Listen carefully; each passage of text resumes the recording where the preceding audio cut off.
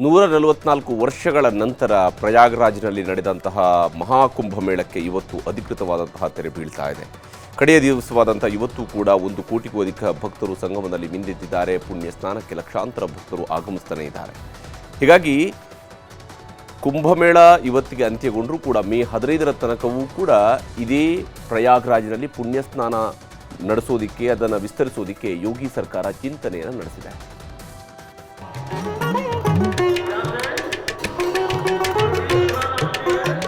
ಕಣ್ಣು ಹಾಯಿಸಿದಷ್ಟು ದೂರವೂ ಜನವೋ ಜನ. ತ್ರಿವೇಣಿ ಸಂಗಮದಲ್ಲಿ ಪುಣ್ಯ ಸ್ನಾನಕ್ಕೆ ಮುಗಿಬಿದ್ದಿರುವ ಭಕ್ತರು. ಒಂದೊಂದು ದೃಶ್ಯವೋ ರೋಮಾಂಚನ. ಪ್ರಯಾಗ್ರಾಜ್ನಲ್ಲಿ ಮಹಾಶಿವರಾತ್ರಿ ಸಂಭ್ರಮ ಸಡಗರ ಕಳೆಗಟ್ಟಿದೆ. ಪ್ರಯಾಗ್ರಾಜ್ನಲ್ಲಿ 45 ದಿನಗಳಿಂದ ನಡೀತಾ ಇರುವ ಮಹಾಕುಂಭಮೇಳಕ್ಕೆ ಕೆಲ ಹೊತ್ತಲ್ಲೇ ವಿದ್ಯುಕ್ತ ತೆರೆ ಬೀಳಲಿದೆ. ಹೀಗಾಗಿ ಕೊನೆಯ ದಿನವಾದ ಇವತ್ತು ಮಹಾಕುಂಭಮೇಳದಲ್ಲಿ ಕೋಟ್ಯಾಂತರ ಭಕ್ತರು ಸೇರಿದ್ರು. ತ್ರಿವೇಣಿ ಸಂಗಮದಲ್ಲಿ ಮುಳುಗೆದ್ದು ಪುಣ್ಯ ಸ್ನಾನ ಮಾಡಿದ್ರು.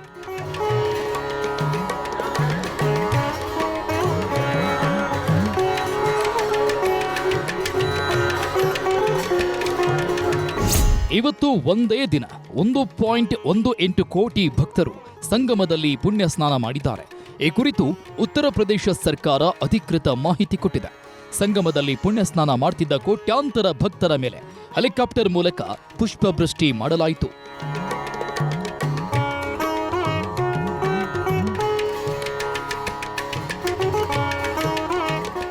ಜನವರಿ 13ರಿಂದ ಆರಂಭಗೊಂಡ ಮಹಾಕುಂಭಮೇಳದಲ್ಲಿ ಈವರೆಗೂ 65 ಕೋಟಿಗೂ ಹೆಚ್ಚು ಜನರು ಭಾಗಿಯಾಗಿದ್ದಾರೆ.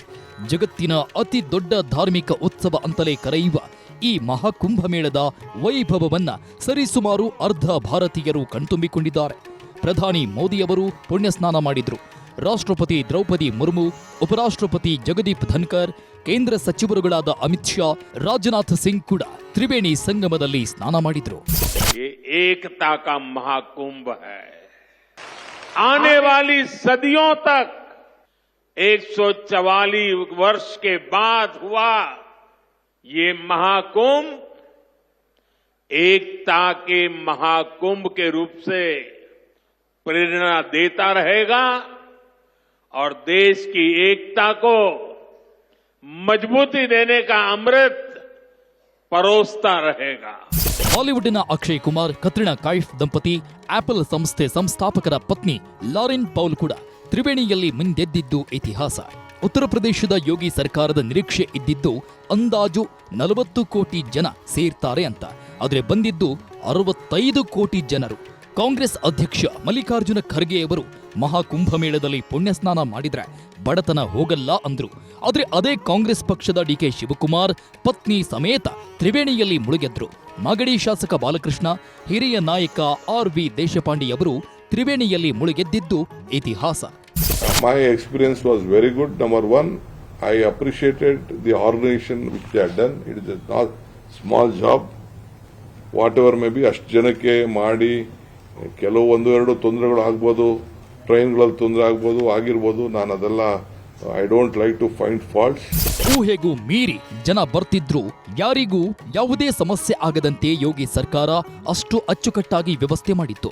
144 ವರ್ಷಗಳ ನಂತರ ನಡೆದ ಮಹಾಕುಂಭಮೇಳಕ್ಕೆ ಭಕ್ತಾದಿಗಳಿಂದ ನಿರೀಕ್ಷೆ ಮೀರಿ ಪ್ರೋತ್ಸಾಹ ದೊರೆತಿದೆ. ಮಹಾಕುಂಭಮೇಳದಿಂದ ಯೋಗಿ ಸರ್ಕಾರಕ್ಕೆ 3 ಲಕ್ಷ ಕೋಟಿ ರೂಪಾಯಿ ಆದಾಯ ಹರಿದು ಬಂದಿದೆ.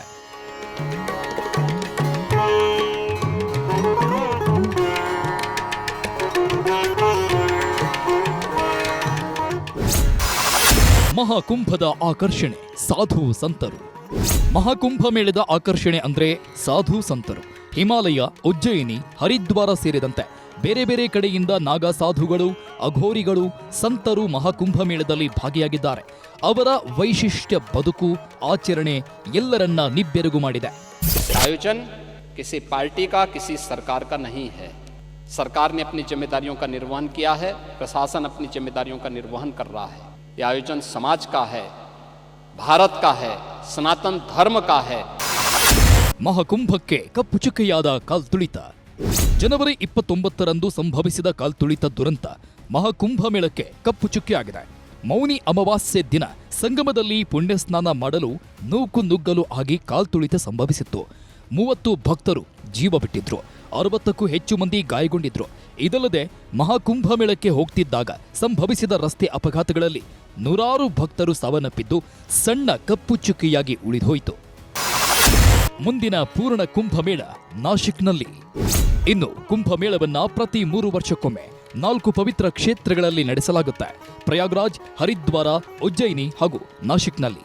ಮತ್ತೆ ಪ್ರಯಾಗ್ರಾಜ್ನಲ್ಲಿ ಕುಂಭಮೇಳ ನಡೀಬೇಕು ಅಂದ್ರೆ 12 ವರ್ಷ ಕಾಯಬೇಕು. 2037ಕ್ಕೆ ಪ್ರಯಾಗ್ರಾಜ್ನಲ್ಲಿ ಕುಂಭಮೇಳ ನಡೆಯಲಿದೆ. ಮುಂದಿನ ವರ್ಷ ಕುಂಭಮೇಳ ಮಹಾರಾಷ್ಟ್ರದ ನಾಶಿಕ್ನಲ್ಲಿ 2027ರಲ್ಲಿ ನಡೆಯಲಿದೆ. ಸತತ 6 ವಾರಗಳ ನಂತರ ಮಹಾಶಿವರಾತ್ರಿ ದಿನವಾದ ಇವತ್ತು ಅಮೃತ ಸ್ನಾನದೊಂದಿಗೆ ಮಹಾಕುಂಭಮೇಳ ಕೊನೆಗೊಳ್ಳಲಿದೆ. ಮಹಾಗಂಗಾರತಿ ಮೂಲಕ ಮಹಾಕುಂಭಕ್ಕೆ ಅದ್ಧೂರಿಯಾಗಿ ತೆರೆ ಬೀಳುತ್ತದೆ. Bureau report, news 18.